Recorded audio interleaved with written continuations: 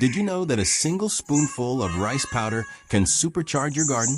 This humble kitchen ingredient is loaded with essential nutrients like nitrogen, phosphorus, and potassium.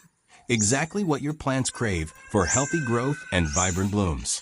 In this video, I'll show you how to create a simple DIY rice powder fertilizer that's 100% natural and perfect for any type of plant. What you'll need: 1 tablespoon of finely ground rice powder, 1 liter of clean water. How to prepare and use: mix the rice powder into the water, stir thoroughly.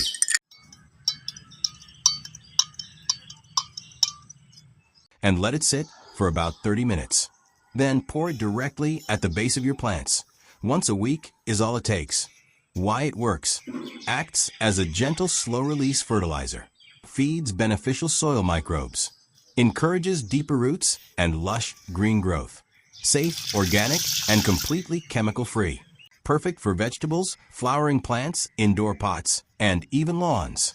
Try it out and watch your garden thrive naturally. Like, comment, and subscribe for more smart, natural gardening hacks.